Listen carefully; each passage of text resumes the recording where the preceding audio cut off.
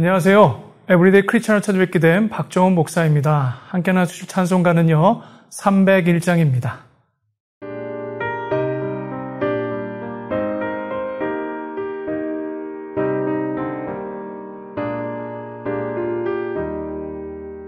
지금까지 지내온 너 주의 크신 은혜라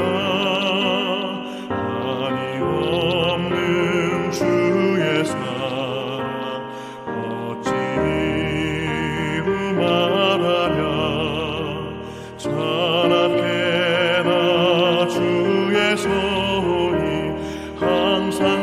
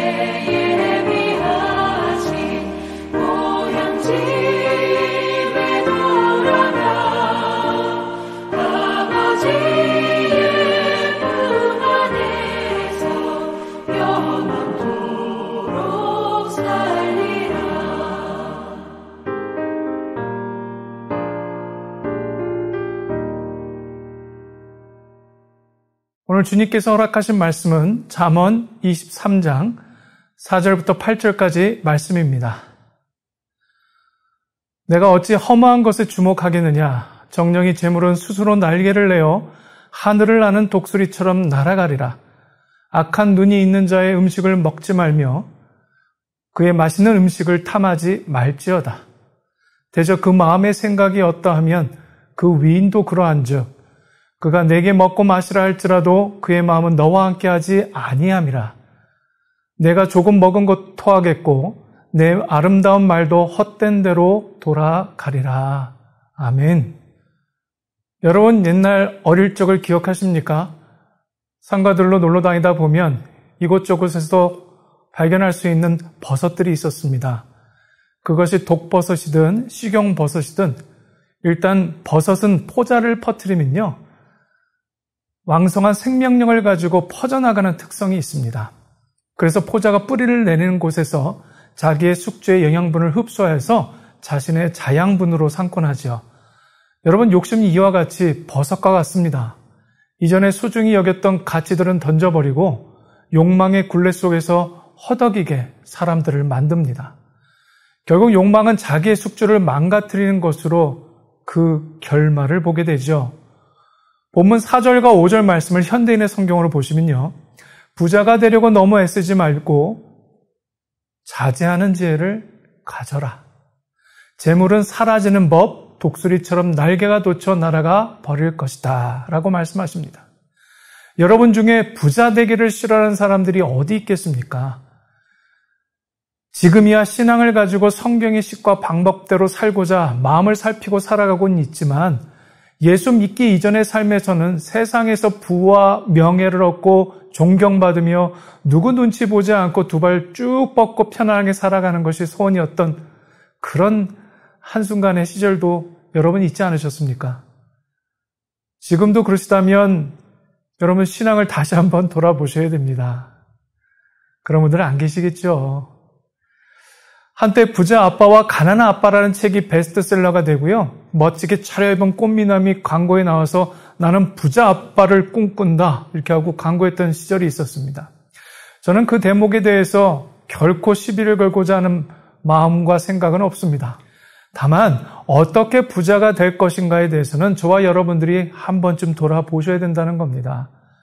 부정한 방법으로 획득한 부는요, 우리에게 자유를 주기는커녕 오히려 우리 삶의 족쇄가 되곤 합니다. 돈 문제는 참 풀기 어려운 인생의 문제 중에 하나이지요. 어떤 방정식이나 함수로도 잘 풀리지가 않습니다. 예수님은 이 문제를 단순화시키셔서 하나님과 재물을 겸하여 섬길 수 없다. 마태복음 6장 24절 말씀이 기록되어 있지요. 그리고 21절 말씀은 다음과 같이 말씀하십니다. 내 재물이 있는 곳에 너의 마음도 있다. 이렇게 말씀하세요. 지혜자는 우리에게 부자가 되려는 집착을 끊어버릴 지혜를 가지라고 권합니다. 이와 같은 지혜를 가지기 위해서는요, 자기 속도로 걷는 방법을 여러분 배우셔야 해요. 하지만 이게 그리 간단한 문제가 아닙니다. 물론 못할 일도 아니지요. 자기 속도를 맞춰 살기로 마음에 작정하시면 됩니다. 성큼성큼 앞서가는 사람들 뒤통수만 보고 죽어라 달려가다 보시면 숨만 찰 뿐 살면서 누리는 기쁨을 누릴 수가 없습니다. 바쁜 이들이 있거든 먼저 가시라고 하고 내게 맞는 걸음으로 걷는 연습을 걸어내셔야만 합니다. 재물은 우리가 집착하면 할수록 날개 달린 독수리처럼 날아가 버린다고 성경의 말씀은 분명히 기록되어 있습니다. 한 이소부화를 소개하고자 합니다. 어느 날 큰 독수리가 먼 산에서 날아옵니다. 큰 독수리는 목장에 내려서 작은 양 한 마리를 잡아서 멀리 날아갔지요. 이것을 본 까마귀는요, 독수리의 날쌘 동작과 힘센 몸집을 보곤 은근히 매력을 느꼈습니다. 나도 한번 해봐야지 하고 생각한 까마귀는요, 꼭 목장으로 날아가 작은 양 하나를 잡아 올려 날아가려고 하였는데 도대체가 자꾸 올라갈 수가 없던 거예요. 그래서 이내 포기하고 날아가려 하였지만 발톱이 양의 털에 감겨져서 빠지지가 않았습니다. 이윽고 주변에 있던 양들이 달려와서 까마귀를 물고 발로 밟아 곧 죽음을 까마귀는 맞이합니다. 이 이야기는요, 자기의 힘을 알지 못하는 까마귀의 비극에서 자기를 정직하게 보는 눈을 가져야 한다는 의미로 우리에게 주는 교훈이 있습니다. 여러분, 자기 분수를 알고 사는 게 여러분 진정한 복입니다. 자기 분수를 벗어나면 반드시 무리할 수밖에 없고요. 이렇게 무리하다 보면 우리 속에 쌓여서 독이 됩니다. 그 독이 우리를 결국에는 무너뜨리게 만들지요. 이렇게 말씀드리면 너무 소극적인 인생을 권장하는 게 아니냐고 반문하실 수도 있어요. 근데 그렇지가 않습니다. 달란트를 땅에 묻어두는 것은 분명히 죄입니다. 우리는 위험을 무릅쓰고라도 그 달란트를 활용하고 하나님의 나라와 하나님의 뜻을 이루기 위해 선용해야만 합니다. 하지만 자기 몸과 영혼을 해치고 남들에게도 해를 끼치는 과도한 욕심은요, 여러분 버리셔야 된다는 거예요. 그것은 하나님이 주신 생명을 오히려 오용하는 것입니다. 가득 찬 것보다도 항상 여백이 있는 것이 저와 여러분의 삶에 아름답게 보여집니다. 또한 아름답습니다. 다른 사람과의 관계에서 이 정도면 됐다 하고 여러분 여기며 사는 것은 참 지혜로운 일입니다. 왜냐하면 과도한 기대와 욕망이 사람들의 관계를 오히려 돌이킬 수 없을 정도로 망쳐버리곤 하기 때문입니다. 야고보서 1장 15절에는 여러분이 잘 알고 계신 말씀이 기록되어 있습니다. 욕심이 잉태한 즉 죄를 낳고 죄가 장성한 즉 사망을 낳느니라. 어제나 오늘이나 변함없는 진리의 말씀입니다. 분에 맞게 살기 원하신다면 여러분 자기 자신에 대해서 조금 더 준엄하셔야 합니다.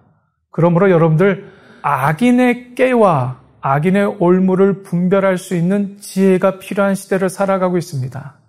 아무리 우리가 살아가는 모든 인생에 있어서 유익이 되고 힘이 되고 뭔가 새로운 발전을 이룰 수 있는 계기가 될 수 있다 하더라도 그곳을 따라가서는 안 됩니다. 그것을 선택해서는 안 됩니다. 결국엔 그 나중은 멸망이고 사망이고 파멸이기 때문입니다. 사단의 달콤한 유혹에 결코 여러분들의 귀와 여러분들의 눈을 빼앗기지 않으시기를 축원합니다. 세상과 하나님 사이에 흥정을 하려고 한다면 여러분 100% 우리는 넘어질 수밖에 없습니다. 그런 유혹이 있을 때 단호히 아니요 라고 말씀할 수 있는 용기가, 그런 믿음이 변치 않으시기를 축복합니다. 그런데 문제는 우리가 이런 어둠의 행실을 끊어버릴 만한 힘이 없다라는 겁니다. 모든 그런 지혜와 힘은 하나님께서 공급하십니다. 그러므로 하나님의 말씀과 또 말씀에 대한 우리의 열심과 또 그 열심에 대한 하나님의 우리를 사랑하시는 그 마음을 이해하고 공감할 수만 있다면 여러분, 우리는 결코 넘어지지 않습니다. 하나님께서 우리와 동행하시고 우리의 모든 가는 길을 빛으로 또는 때로는 하나님의 지혜로 지키시고 가르치실 것이 분명하기 때문입니다.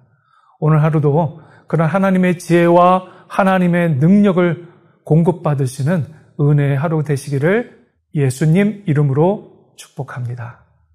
함께 기도하실 때에 내 삶에 자족할 수 있는 지혜와 마음을 다스릴 수 있는 힘과 능력을 주옵소서라고 함께 기도하고 간구하는 시간 되기를 원합니다. 기도하시겠습니다.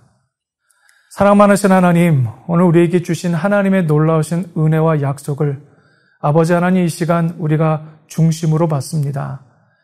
받은 그 말씀을 따라서 오늘 하루 순종하며 살아갈 수 있도록 도와주시고 하늘로부터의 지혜와 은혜를 내려주셔서 자신에게 주어진 오늘 하루의 삶과 또는 시간 속에서 자족하며 감사하며 살아낼 수 있는 그런 넉넉한 마음을 우리 가운데 주시고 또한 세상의 유혹과 욕심에 넘어지지 아니하도록 주님께서 우리에게 허락하신 말씀을 붙들고 오늘도 승리할 수 있도록 도와주시옵소서.